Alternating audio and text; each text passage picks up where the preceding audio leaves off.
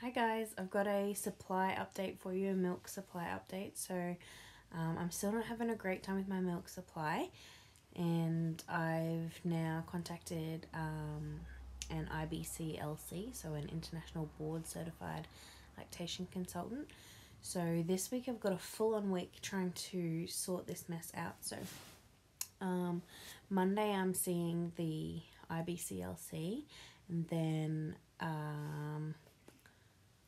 Thursday I'm going to a feed clinic, so we'll be there from 9 a.m. or 9:30 a.m. till 3 p.m. there. So it's basically, it's me and another woman is in a room feeding the baby all day. You know, like if you got bottles, if you're doing pumping, top-ups, just normal breastfeeding or whatever, and they just sit there and basically watch you and try and gauge if there's any issues with the feeding and stuff, which hopefully I should have all that covered with the LC on the Monday, but you know, it'll be a good chance for me to break away from the kids and have time to do my pumping and everything like that as well. So yeah, so I'm doing that on then, and then also on the Wednesday I do, oh no, yes, on the Wednesday I will be having my postnatal, I don't know what you'd call it, but basically I'm going for my first pap smear after bub. And then on the Thursday I have my actual 6-week checkup because I have a male doctor, so I don't want him doing my pap smear. So I'm seeing him on a different day for the rest of the checkup because he's an awesome doctor. But I obviously just don't want that side of things covered by him. And Bub will have her 6-week checkup then too. And then what else have we got going on? Oh, so Friday Bob and I are both going to chiro, also because I've read, and this is why I actually did chiro with Noah as well, for the same reason why my milk supply started going crap. I was looking into like other ways to help, and they said chiro, something about like when the nerves tense up and stuff, because as I said, it's an issue with my letdowns. So any tension and stress or any muscles that are, you know, bound up can also be affected by that. So and Havila has issues in the car. She hates being in the car, and Noah was the same. And when he started going to chiro, that all stopped. So so we've both got our appointment there on Friday for that, and then I'm going to do my first ever acupuncture appointment on Saturday morning, also for my milk supply. So that should be interesting. I haven't had acupuncture before, and sorry, I'm actually usually sort of scared of needles, which sounds weird because I have piercings and tattoos and stuff, but you know, it's a bit gross to be a pincushion for no reason. I mean, it is for a reason, but you know, when you don't feel like you're necessarily getting anything substantial out of it. Although hopefully if it works with my supply, that will be amazing, and I'll do it as much as I have to. So it's going to be a really expensive week for me. I can't remember, I think when I was seeing the LC with Noah, it was costing me, I think it was like $185 a go. So it's probably going to be slightly more expensive than that. The chiro sessions are, it's going to be $90 for me this time because I haven't been in a while, so they do like a review of where you're at, so it costs a little bit more. So it's going to be $90 for me, and I think like $78, I think they said, for Havila. And then the feed clinic is free, that's through Child Health, and then the acupuncture is another $90 as well. This is going to be pretty expensive. Also, I got my doctor to give me a referral for the copper IUD, so that's what I'm going to give a try. So I've had, after Eden, I tried to go back on the pill because I'd been on it for like 10 years. Yeah, 10 years when we started trying to have Eden.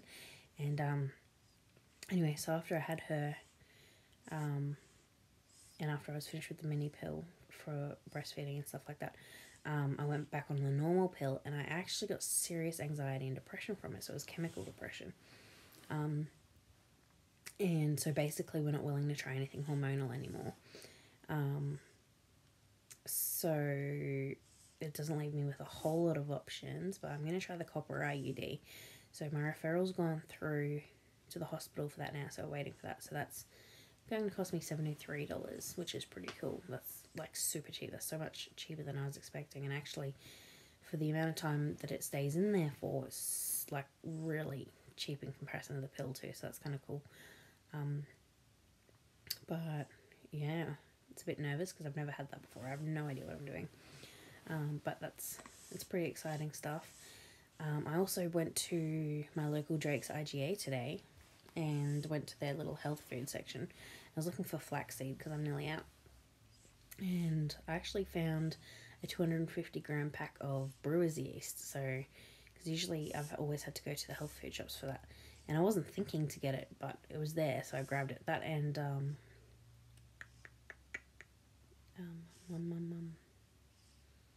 can't think what it's called. Oatmeal. They had a big pack of that there as well.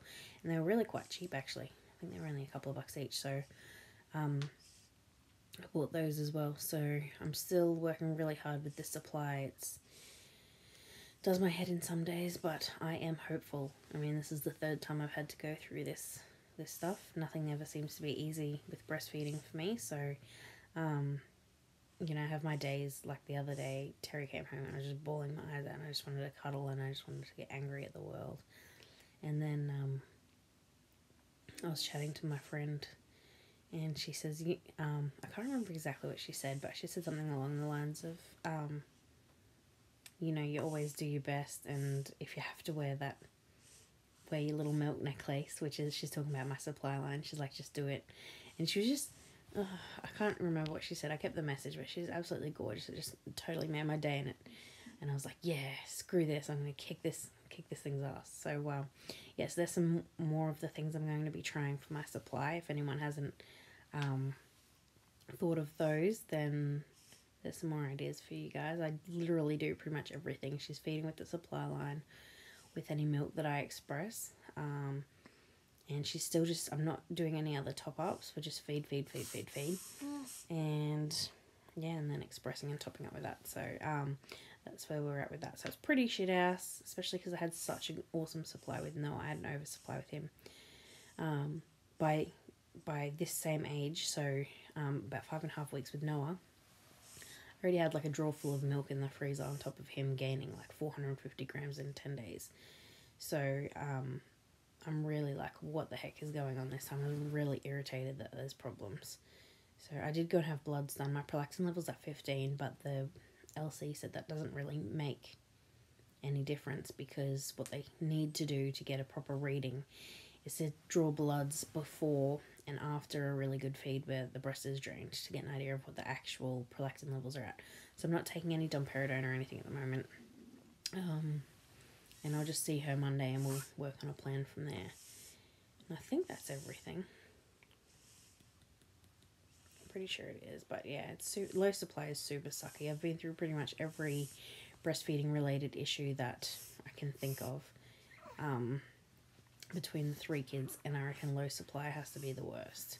I'd take mastitis. I'd take the abscess. I'd take the split, broken, bloody nipples, anything, any day over not having enough milk to feed my baby. It really bloody sucks. It makes me so cranky. But yeah, that's where we're at. So anyway, hope that gave some people, you know, a few ideas of different things to try if that's something you're interested in. Anyway, and I'll tell you guys how I go especially with the acupuncture, because I haven't done that before. It's a bit intimidating. Anyway, guys, have a good night. Bye.